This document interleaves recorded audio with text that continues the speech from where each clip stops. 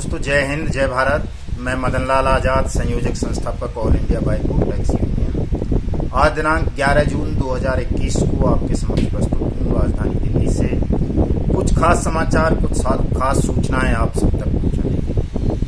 दोस्तों जैसा कि आप सबको पता है, 10 जून 2019 को हमारी all India bike board taxi union की स्थापना हुई थी और हमने देश भर में बाइक बोर्ड टैक्सी स्कैम के पीड़ितों को संगठित करने के लिए, एकजुट करने के लिए और उनकी कानूनी लड़ाई को लड़ने के लिए, उनकी मेहनत के पैसे की धन वापसी के लिए all India bike board taxi foundation या कहें all India bike board taxi union का गठन किया था और जुलाई 2019 में इसको रजिस्ट्रेशन में लिया था। उसके बाद हमने ईओडब्ल्यू दिल्ली पुलिस में एफआईआर नंबर 123 दर्ज कराई थी बाइक बोर्ड टैक्सी स्कैम के संदर्भ में। उसके बाद हम सुप्रीम कोर्ट गए। सुप्रीम कोर्ट की सलाह पर हम फिर हाई कोर्ट गए रिकवरी रिट पिटीशन लेकर के कि तमाम जो भी पीड़ित हैं या जो भी हमारे all India bike board taxi union के मेंबर हैं, उन्होंने इतना पैसा इस गर्वित इनोवेटिव प्रमोटर्स लिमिटेड और इसकी सिस्टर कंसर्न्स में जमा किया था और उसे इन कंपनीज के मालिकान ने, डायरेक्टर्स ने, प्रमोटर्स ने धोखाधड़ी से साजिश करके हड़प लिया और अब वो लोगों का पैसा वापस नहीं कर रहे। लोग पैसा वापस मांगते हैं तो उन्हें जान से मारने की धमकियां दी जाती हैं। इन तमाम चीज़ों को लेकर के हमने मुकदमा दर्ज कराया और जब ईओडब्ल्यू दिल्ली पुलिस में मुकदमा दर्ज हुआ तो उसके बाद से देश भर में लगातार बाढ़ आ गई और उसके बाद से और भी बहुत सारे देश भर में मुकदमे हमने इन ठगों के खिलाफ, दूसरी कंपनीज के खिलाफ भी दर्ज कराए। और न केवल बाइक बोर्ड टैक्सी स्कैम बल्कि hello taxi, top ride, Radha Madhav corporation limited, blue fox motion picture limited, science city, future maker, catchy pixel, via India, mushroom India, Hamara Vahan, हमारी सवारी, इस तरह की दर्जनों ठग कंपनीज की शिकायतें हमें मिली और तमाम साथी, चाहे वो गोवे के रहे हों, गो राइड के रहे हों, हेलो राइड के रहे हों, बहुत सारे साथी रामेल इंडस्ट्रीज के, प्रयाग के और दूसरी भिन्न भिन्न ठग कंपनीज के जो पीड़ित थे, पीएसीएल के तमाम साथी धीरे धीरे हमारे साथ जुड़ते गए, हम पर भरोसा किया और हमने भी उनके भरोसे को कहीं लेस मात्र भी नुकसान पहुंचाने का काम नहीं किया और जितना संभव था, जितना संभव हो रहा है आज तक, हम ठग मुक्त बेईमान रहित भारत निर्माण के अभियान के तहत इन तमाम ठग कंपनी से और इनके संचालकों से, ठगों से,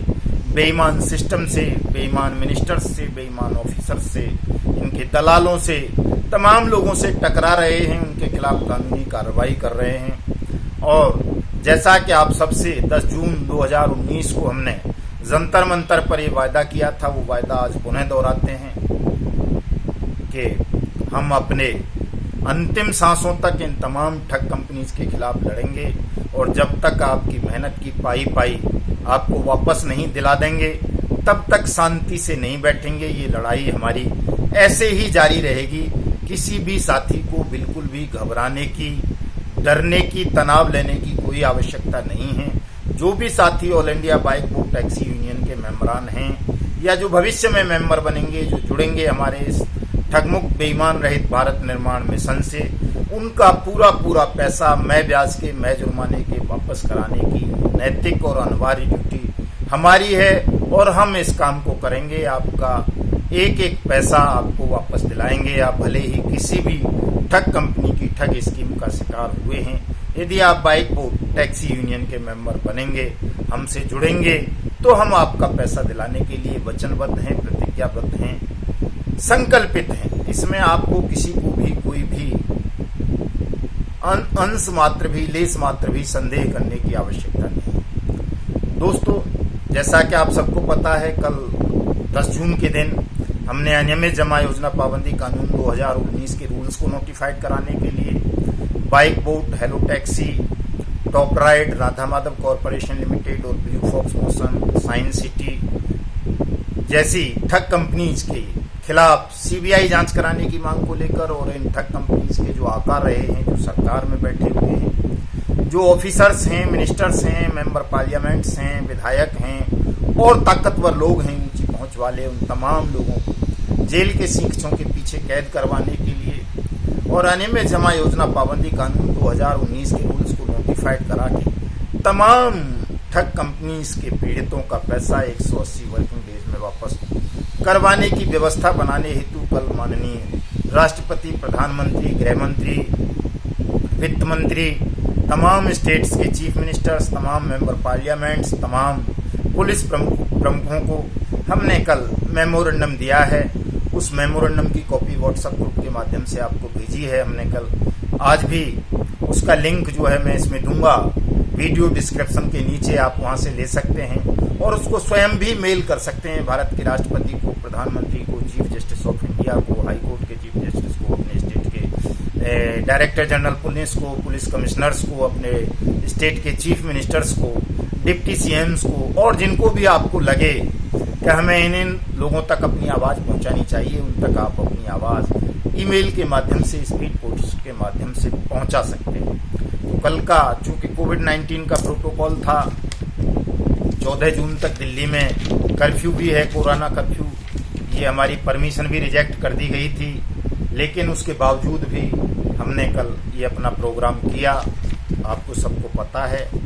तो बहुत सारे काम दोस्तों हिम्मत और हौसले से करने होते हैं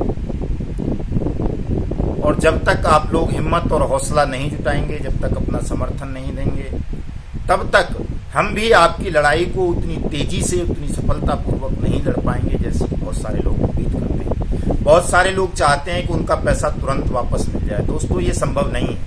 जो वर्तमान प्रक्रिया है उसमें बहुत लंबा समय लगना है।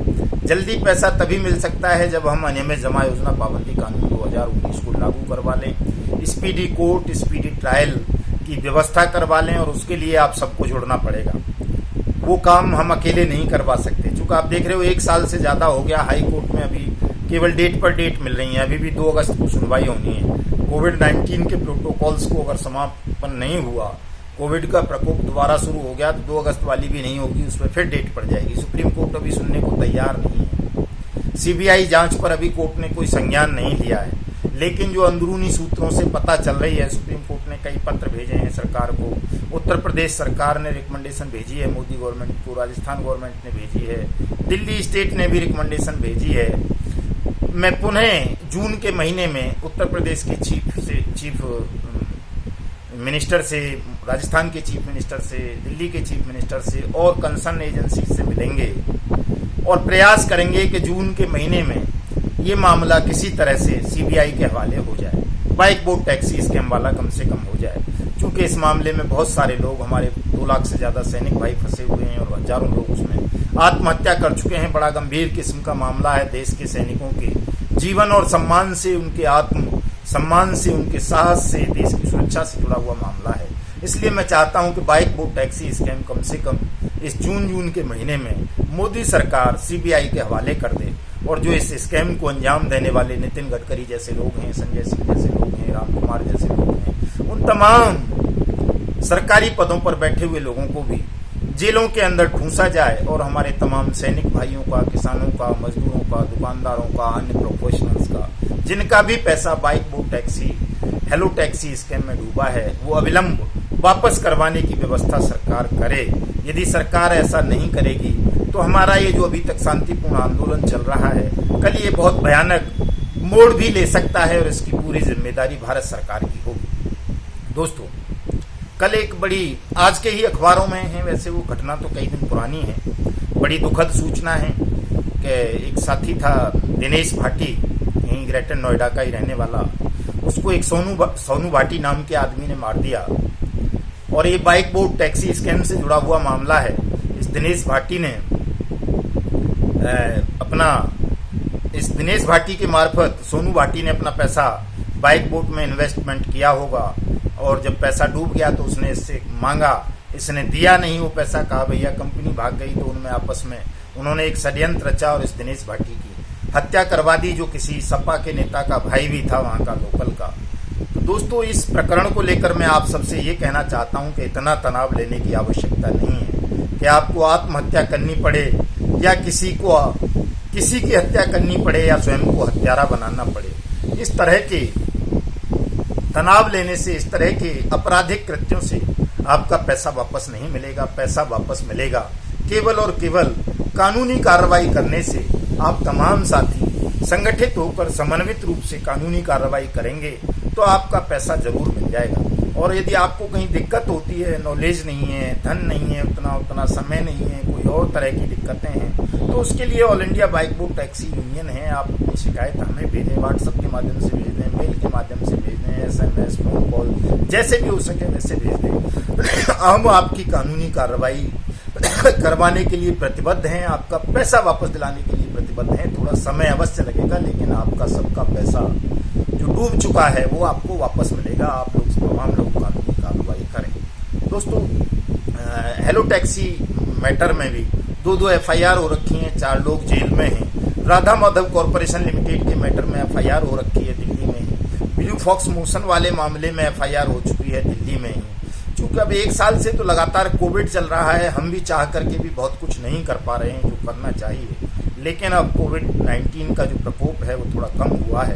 हम और हमारे साथी भी पिछले दिनों 2 साथी, मीना नंदेश्वर जी, मनोज कुमार साहब, जो बहुत महत्वपूर्ण साथी हैं हमारे मिशन से जुड़े हुए, वो दोनों पॉजिटिव रहे, कोविड-19 की चपेट में आ गए, लेकिन अब स्वस्थ हो गए हैं, तंदुरुस्त हो गए हैं। और हमारे अध्यक्ष जी शेखावत जी दिल्ली से बाहर थे अभी तक, अब दिल्ली आ जाएंगे जल्दी। हमारे कोषाध्यक्ष सुमन जी भी ज़्यादा समय नहीं दे पा रहे थे, और बहुत सारे साथी भी समय नहीं दे पा रहे थे, लेकिन अब तमाम साथी समय देंगे और दूनी ताकत और चौगुने उत्साह के साथ हम इस लड़ाई को आरंभ करेंगे। कोर्ट के माध्यम से, सड़क के माध्यम से, जैसा भी होगा उसी तरह से इस लड़ाई को लड़ा जाएगा और आपकी मेहनत की डूबी हुई रकम को आपको वापस दिलवाया जाएगा। इसलिए मेरा तमाम साथियों से अनुरोध है कि कोई भी साथी किसी भी तरह का, इस तरह का तनाव ना लें कि आपको स्वयं हत्यारा बनना पड़ जाए या किसी की हत्या करनी पड़ जाए या स्वयं की आत्महत्या करनी पड़े। ऐसा तनाव ना लें। आपकी मेहनत का पैसा है, या आपको वापस दिलाने के लिए हम धरती आकाश एक कर देंगे, लेकिन आपका पैसा आपको अवश्य वापस दिलाएंगे। कोई भी साथी बिल्कुल भी भयभीत ना हो, तनाव ना लें, निश्चिंत रहें और निडरता पूर्वक अपनी शिकायत अवश्य दर्ज कराएं। चाहे आप फौज में हों, पुलिस में हों, अर्धसैनिक बलों में हों, कोर्ट सर्विस में हूँ और किसी पुलिस में हूँ, कहीं भी हूँ, आपको अपनी शिकायत अवश्य ही दर्ज करानी चाहिए। वो भले ही किसी भी ठग कंपनी के खिलाफ हो। इस बात को भी लेकर के आप लोग निश्चिंत रहें कि साहब किसी कंपनी को नितिन गडकरी का संरक्षण है या वो प्रधानमंत्री के, मोदी के किसी मितेश अग्रवाल जैसे ठगने कंपनी चला रखी है राधा माधव कॉरपोरेशन लिमिटेड, तो उसका कुछ बिगड़ेगा नहीं। ऐसा कुछ नहीं है, चाहे प्रधानमंत्री स्वयं क्यों न हो। यदि उसने ठगी की है, कोई अपराध किया है, तो उसको दंड भी अवश्य मिलेगा। आज नहीं तो कल मिलेगा, कल नहीं तो परसों जरूर मिलेगा। आप बशर्ते आप लड़ते रहें। आप लड़ेंगे तो प्रधानमंत्री हो, राष्ट्रपति हो, कोई कमिश्नर हो, कोई जज हो, कोई DM हो, कोई सेक्रेटरी हो, कोई गुंडा हो, बदमाश हो, कोई माफिया हो, कोई व्यापारी हो, कोई ठग हो, कोई भी हो, बच नहीं सकेगा यदि उसने आपकी मेहनत की कमाई को हड़पा है। आज नहीं तो कल, कल नहीं तो परसों उसे दंड अवश्य मिलेगा। इन तमाम चीजों को लेकर के भी किसी को तनाव लेने की आवश्यकता नहीं है कि साहब फला आदमी मोदी जी का मित्र है तो मोदी जी के पद पर रहते हुए, देश का प्रधानमंत्री रहते हुए आपको न्याय नहीं मिलेगा। ऐसा कुछ नहीं है।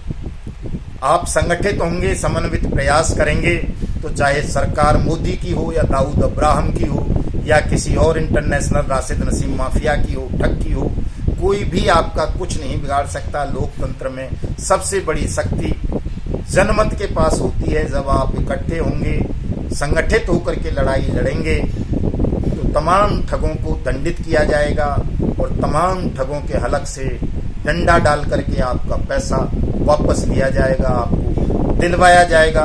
जय हिंद, जय भारत।